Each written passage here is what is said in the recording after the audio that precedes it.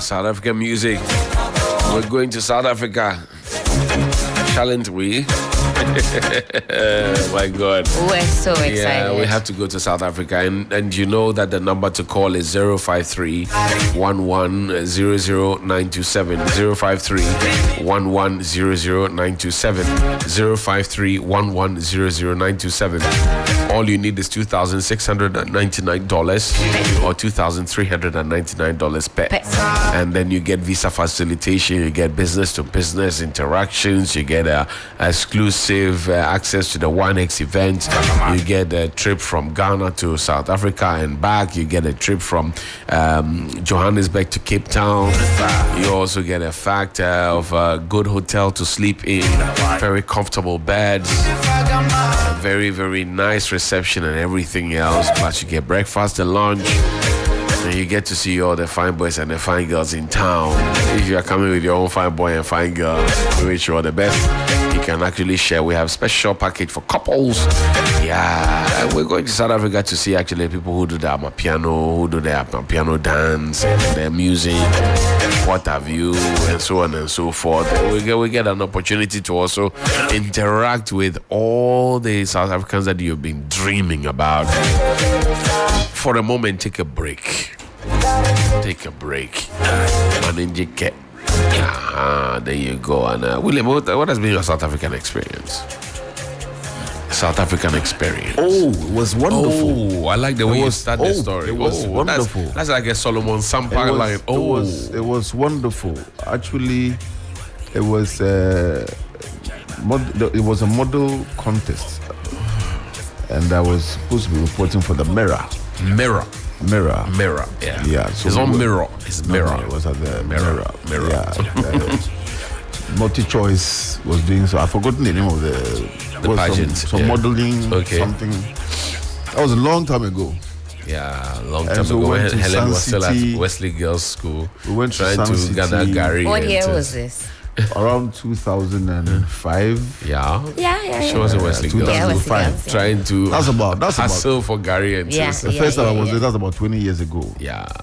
And then I passed through South Africa to Seychelles, and that was 2015. 2015. I traveled with Otumfuo. Oh, Otumfuo. Yes, Saiti to Abebio. The second.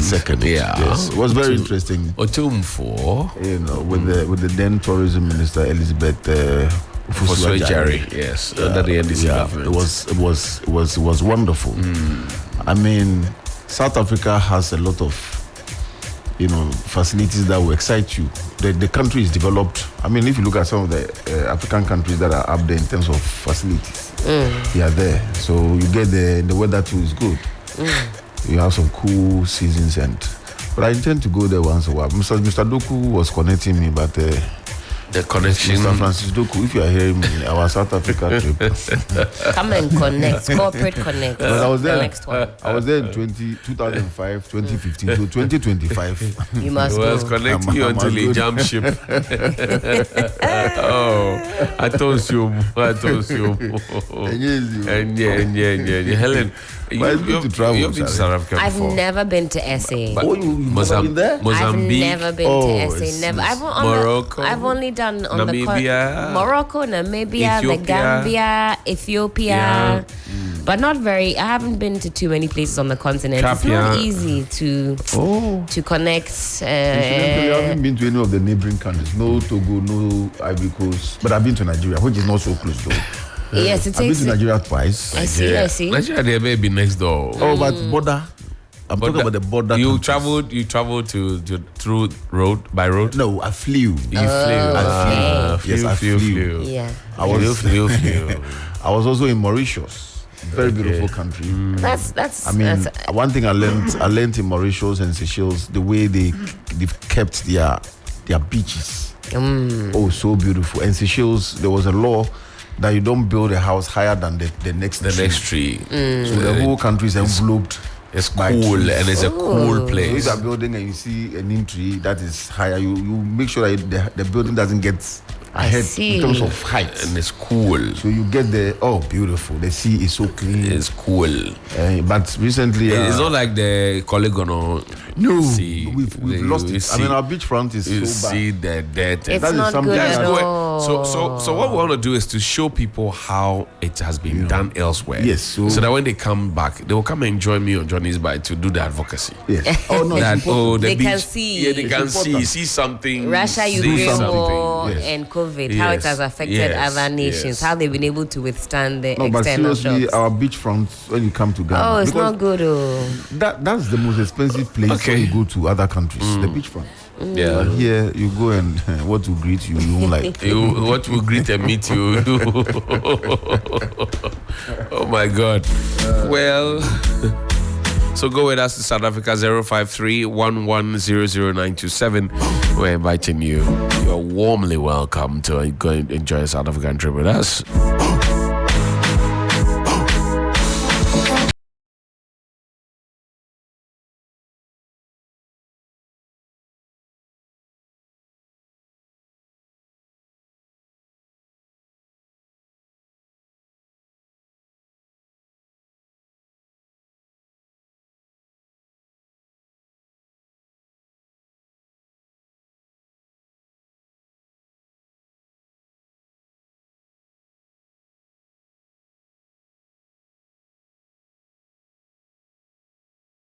The limited voter registration exercise that the Electoral Commission is planning to undergo has received a lot of reactions, including 5 political parties, in fact 4 others, and 1 NDC suing the Electoral Commission.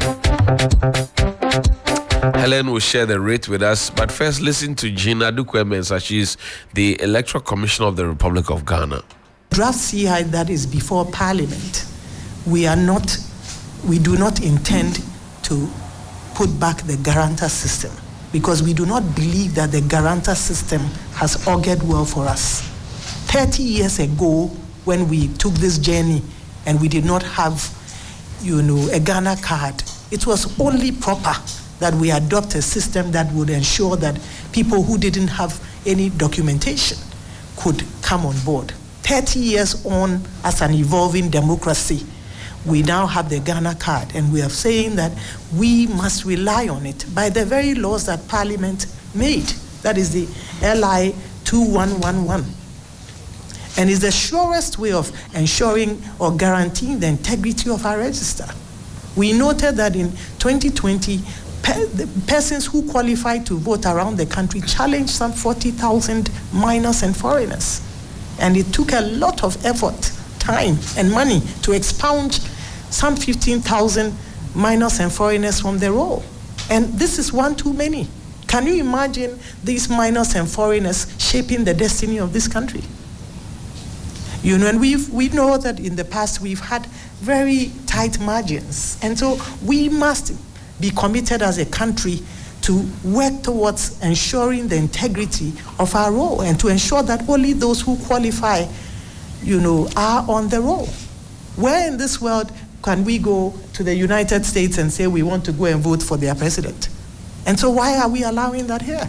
And it's a well-known fact that the guarantor system is a door and a window to allow such corrupt and illegal practices. It is well known. There's documentation available that in 2020, foreigners were brought on board from across borders.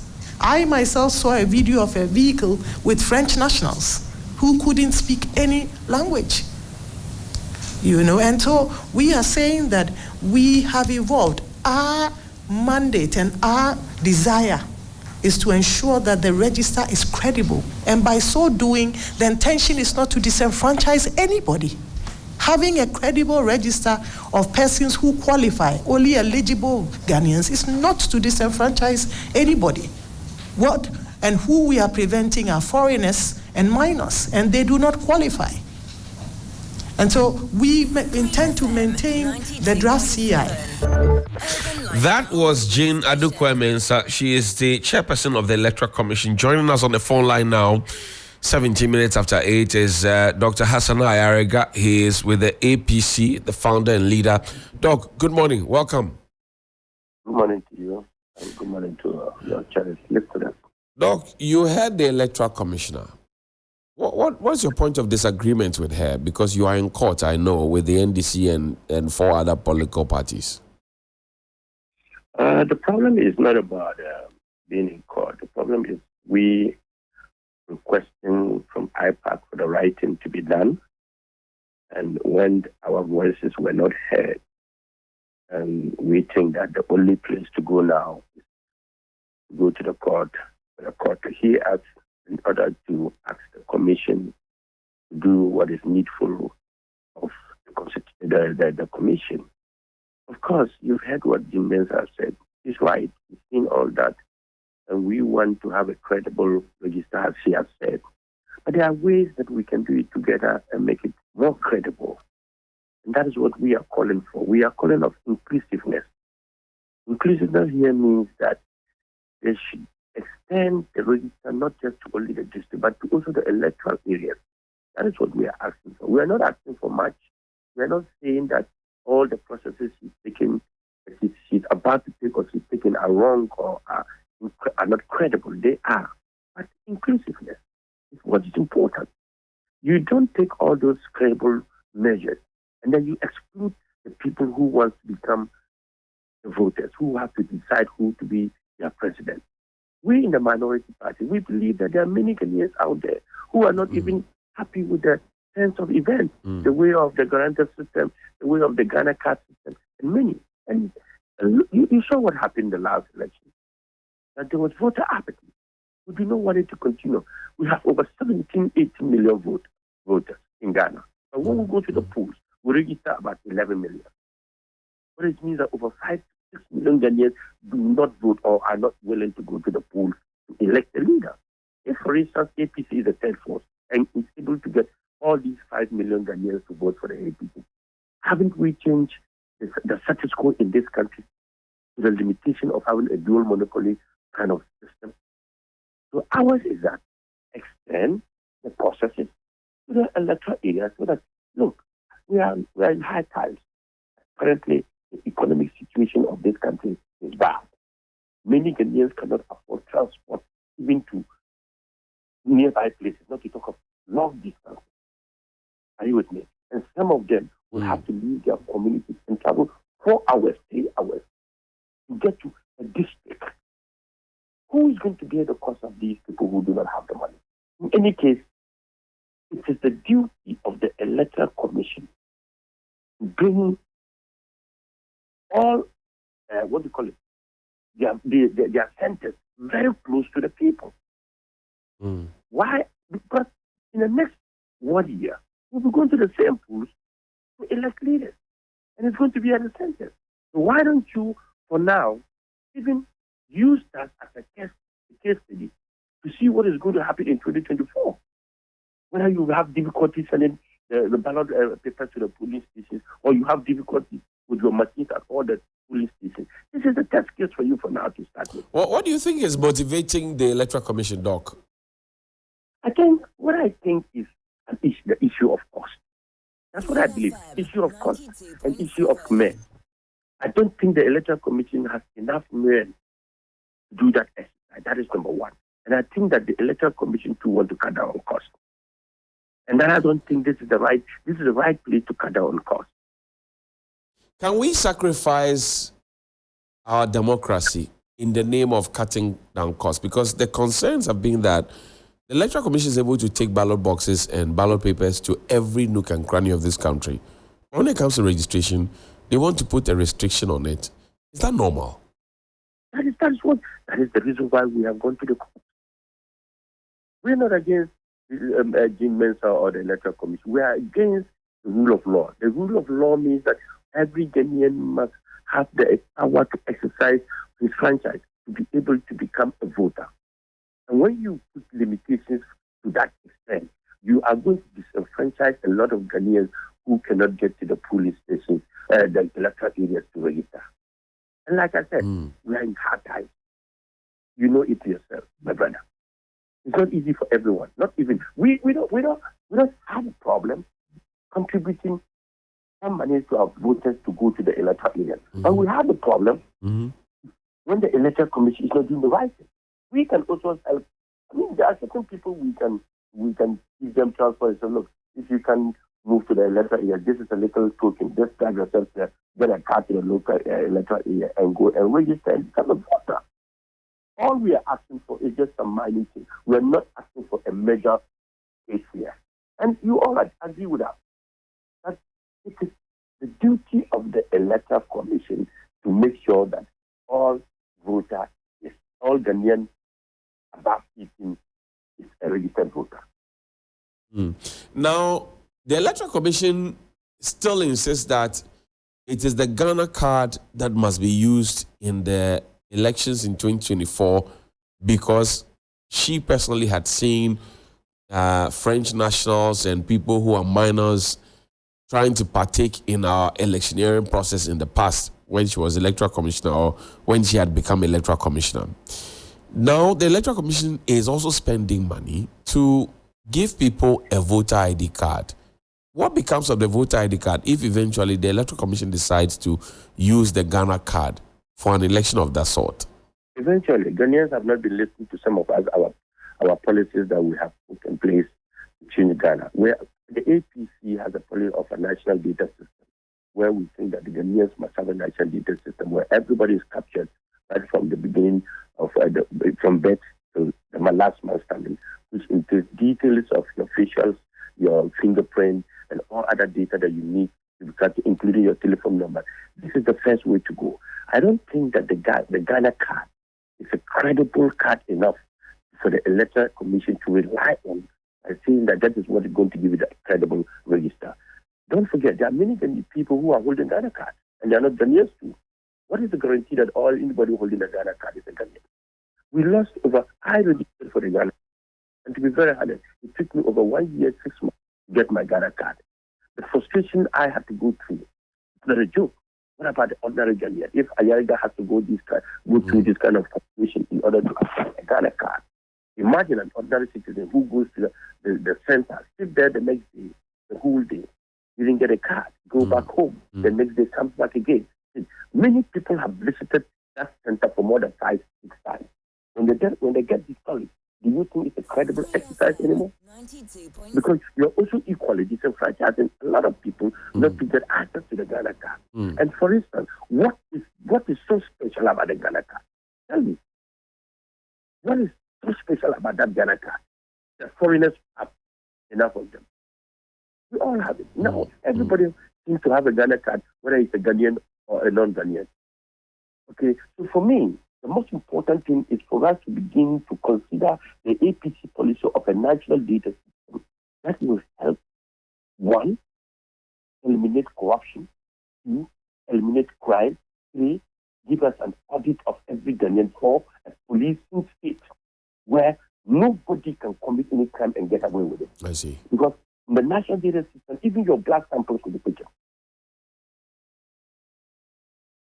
Now, you tell me, what reliefs are you seeking in court together with the NDC, GCPP, and the others?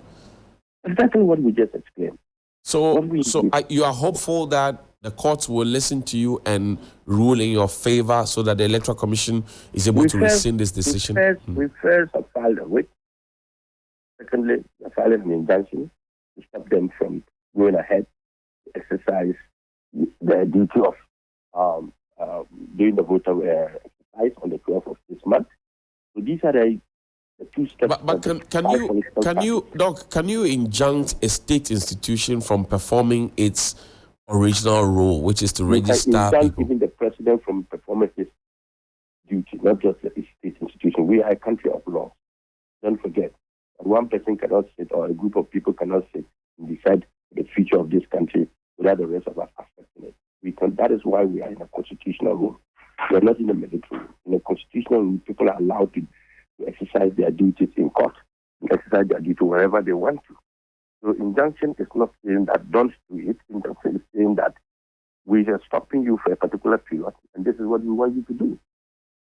Prior to this suit, filing the suit in court, did you try to engage the Electoral Commissioner? But like I said, it was discussed at the IPAC level.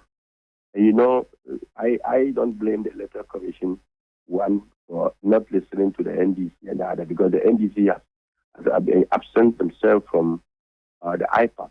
So they are also thinking about what the minority party did a press conference 3 days ago.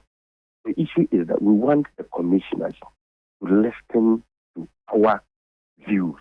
Because the issue of sitting at IPAC is not just to come and register, walk away and listen to the commission and walk away. No. It is a forum where we all sit down, agree to disagree, to an understanding. And when we discuss this and we don't finish the discussion, and then another party takes decision for all of us, then we feel betrayed. Are you with me? The answer is a good question, of course, but we want the commission to listen to us to the end, so that we agree to disagree. And when that is done, then nobody comes out from the office or from the meeting and makes certain pronouncement or certain decisions again. So it has been agreed, and all parties involved have agreed to that decision. But in this case, it was never agreed to the end. I see. Doc, I thank you very much for your time. Thank you too. Let's see how things go. Good morning. All right. Bye-bye. That's Dr. Hassan Ayariga there. He's certainly not happy with the electoral commissioner. Yado. I am to show you a video that the electoral commissioner deliberately disqualified APC for the whole world to know, and that this video is one reason that the EC went to UK, Chatham House, and made some unpalatable pronouncement and judgment that already shows that APC Ayariga will never qualify. No matter what we do, we will never qualify in the 2016 elections. So this is the video in which the EC boss went to UK and made pronouncement that Ghana is going to have one winner in an election. One winner and several losers. And one of such losers is going to be Hassan Ayariga, and she's 100% sure. Hassan Ayariga, 6 years ago.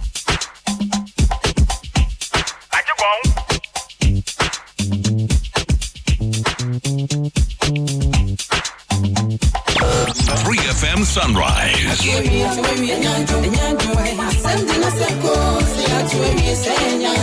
As for the Abatuan, it has not finished though. Ajigong. William. But quite frankly, the EC, if it has logistical or financial constraints, should let us know so that we sort it out. Because you cannot just decide that it will hold the limited registration at district offices. How is that going to work? Because the major exercise that is the real deal, the voting exercise. They cross rivers and fly over forests. That's the point I made this morning. You put machines at every polling station. I mean, so in fact, even your district offices are not visible enough. They can't, because the EC district office in Kanda. Do you know where it is? No, please.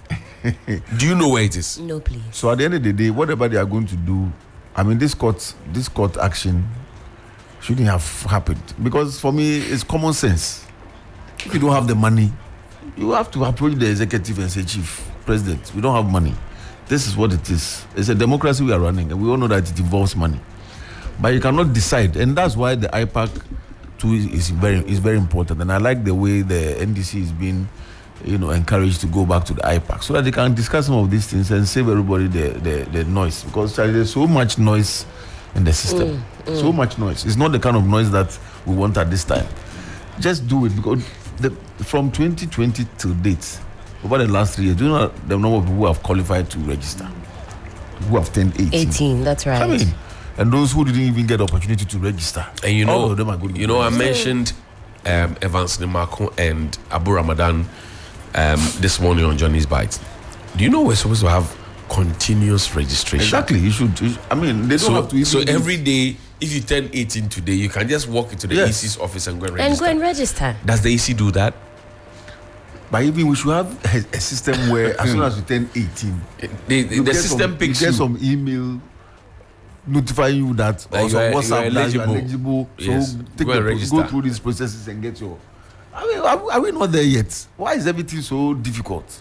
You have to join long. That's why I think you're assuming that you're in the United States. I've told you. That's why I always sit here and say that, look, the country, we haven't gotten anywhere yet. Yeah, We have not arrived. Please stop assuming that you're in the United States. The text message and WhatsApp is US standard, please. But we're on the path of digitalization. That could be a key agenda. If you talk about social media and how people consume social media, it will shock you to see how much Ghana and West Africans, or if you like Africans, consume. But as for the text message, you wait for it; it won't come.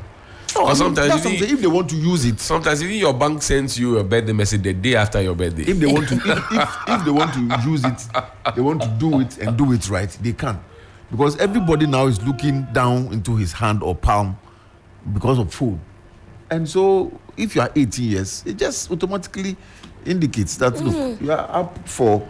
What if we are saying we are doing digital trotro and SkyTrain? It means our thinking is already advanced. We should bring that to the basics. This is the discussion that we should be having, and not. It just doesn't make sense that the Electoral Commission will go to every constituency, every polling station with a machine and people and personnel, whatever it is, and materials to go and have an election. And then when it gets to registration, you say they should all come and congregate at one point. It doesn't make sense. You see, we have money enough to sink it into the most expensive hole in the whole wide world. It isn't people outside the EC who are saying it's not possible. Albert Ahim, who should be there, who is now with Kudeu, right, is saying that it is going to be impossible. Because look, he was even giving the analogy that if you look at Afram Place and the way the place is, people travel on water bodies and stuff like that. Yes. And then how is the person motivated to go and in fact, travel even on election day, sometimes the Afram Place, those areas, the elections are postponed. Yes. And then we have to make everybody's voting on the 7th, they vote maybe on the 8th or the 9th because the thing has to cross. And if the person is supposed to go with two guarantors, yes, how does the person travel with those two guarantors? At whose cost? So he sits in the canoe. It's with 20 cities, 20 cities for him and 20 cities for the two. Each. That's 60 cities in, 60 cities out, just to get a voter ID and card. if you get there, you're not going to just get it quickly and go back to your village. No, you wait. Or your hamlet. You spend a lot of time because we know how the processes are. And will they do maybe even weekend services so that people can take advantage? I mean, there will be weekend services. At every point in time, we're asking the average Ghanaian to queue up and, break your back. Everything. We queue up to go to the public toilet. We queue up to get food at weddings, parties.